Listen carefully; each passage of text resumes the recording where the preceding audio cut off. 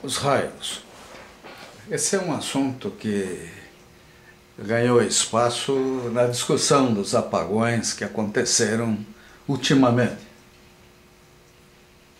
Eles existem, sempre existiram e vão acontecer, podendo, eventualmente, chegarem a valores extraordinários, principalmente a corrente. O que diferencia demais um raio do outro é a amperagem desse raio, né? Porque a energia liberada é proporcional ao quadrado da corrente, RI ao quadrado. Então vocês podem imaginar um raio de 200.000 amperes, o que ele pode fazer. Além disso, com essa tensão chegando a valores elevados, ele pode criar diferenciais de potencial por onde passa e gerar descargas em outros lugares, além de induzir tensões elevadas em qualquer objeto metálico, principalmente se for circular, ou que receber e for sensível a um fluxo eletromagnético. Isso significa o quê? Significa necessidade de proteção, principalmente de áreas expostas, né? O raio, eu cheguei a ler uma vez, que é diretamente proporcional à possibilidade de descargas atmosféricas à quarta potência da temperatura em graus Kelvin. E principalmente quando há deslocamentos rápidos de massas polares, massas de ar, eles aparecem com tudo. Onde nós temos que tomar cuidado, né? Onde eventualmente a gente seja o ponto mais alto, um lugar, vamos dizer, num raio de 50, 60 metros, a gente esteja em destaque na superfície. Eles virão, acontecem, né? Não tem como não ver. E eles têm diversos efeitos possíveis, dependendo da amperagem. Eles podem simplesmente provocar alguma queimadura superficial, como pode explodir uma pessoa, porque uma descarga elétrica de grande intensidade, ela faz o sangue ferver, e aí você terá lesões e morte instantânea. E as intermediárias, com gangrena, com amputações, a necessidade de amputação de órgãos, de membros, coisas assim.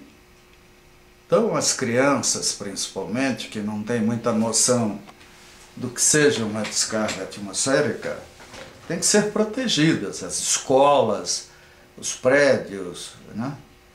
E no caso do setor elétrico, as instalações que, como linhas de transmissão e subestações. Uma linha de alta tensão, quanto mais alta for, mais descargas atmosféricas terá, né? Para isso, existe toda uma tecnologia para que ela seja protegida. E a necessidade constante de manutenção. Não basta ter proteção nas subestações, tem que ter ao longo da linha. Uma linha de extra alta tensão, cada estrutura é uma instalação à parte. O solo varia, a resistividade do solo muda. Então, quando se pretende fazer uma malha de terra, é fundamental conhecer a região. É uma insensatez fazer malhas de terra sem avaliar o cenário em que aquela instalação será construída. Então a responsabilidade do engenheiro eletricista é muito grande, né? Principalmente daquele que adiante vai receber a instalação, vai mantê-la em operação, ele tem que conhecer nos mínimos detalhes o projeto, a execução, a qualidade da execução e definir até um perímetro de segurança em volta de instalações mais perigosas. Nós estamos tendo, inclusive, danos indiretos, quer dizer, um grande apagão de energia elétrica, ele mata em acidentes de trânsito, em hospitais, em prédios. Quer dizer, muitas vezes a pessoa tem uma lesão, um dano psicológico ou físico muito distante do local onde o problema aconteceu. O pesadelo que nós estamos vivendo é o desmonte das empresas de energia elétrica.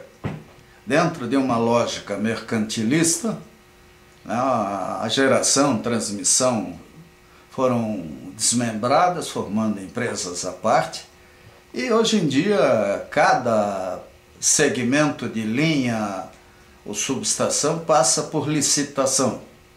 Então é muito difícil para a empresa que ganha isso manter o mesmo padrão de cuidados que seria possível numa empresa integrada com responsabilidade regional. A Copel, por exemplo, já teve a concessão do Paraná. Então ela cuidava do Paraná como um todo. Hoje não, a Copel é responsável por essa linha, por aquela subestação. Quer dizer, virou o samba do crioulo doido, nós não temos mais controle regional. As empresas federais, principalmente depois do que vimos em torno do mensalão, das denúncias em torno do caso da influência daquela tal de Rosemary nas agências reguladoras e outras coisas mais, e sem falar do contingenciamento de verbas que desde a criação das agências, manteve essas agências a pão e mexerica, impedindo que elas se estruturassem de forma adequada, a gente se sente desprotegido. Então, o fundamental é que a gente não tenha confiança nem na telefonia, nem na energia elétrica, nem coisa nenhuma que dependa do governo, porque houve durante muito tempo a predominância da visão neoliberal e quem decidia era economista, eram pessoas sem formação técnica adequada. Essa ignorância técnica que lamentavelmente de uma certa forma foi aceita pelos nossos sindicatos, conselhos regionais de engenharia, o Conselho Regional de Engenharia e Arquitetura do Paraná era comandado por agrônomo. O que ele sabe de energia elétrica, né? Então, essas anomalias, vamos falar assim, de gerenciamento, elas viabilizaram um pesadelo que podemos constatar nos relatórios agora do ONS, apesar da gente saber a pressão que essas entidades recebem para não deixar vazar as verdadeiras informações, que são infinitamente piores, às vezes, do que aquilo que está escrito ali. Nós deveríamos ter publicamente o relatório de manutenção de cada instalação dessas. Né?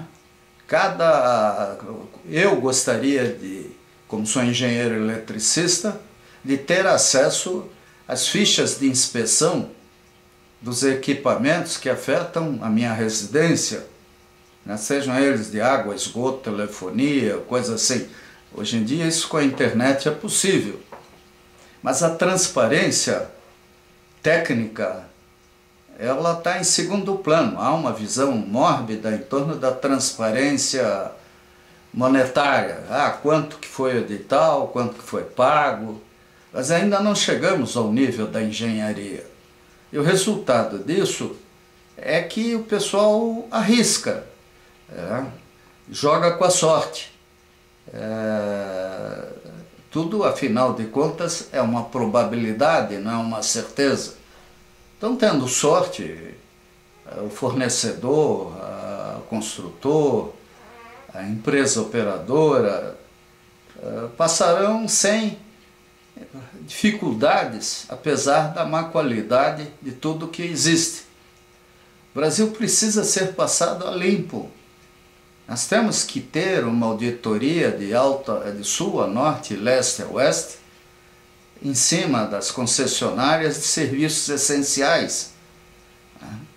Nós temos que saber o que foi feito, quais foram as normas técnicas, quem está auditando, qual a frequência de manutenção, que tipo de manutenção, qual o resultado das fichas, quem é que fez, quem são os responsáveis técnicos, porque tem gente morrendo por causa disso.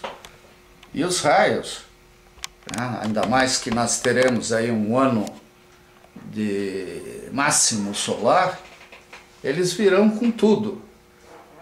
É justamente um ano em que esse tema ganha importância e nós precisamos que portais dessa espécie sejam feitos por especialistas, porque não queremos ver nenhum amigo, uma criança, vítima da omissão das autoridades.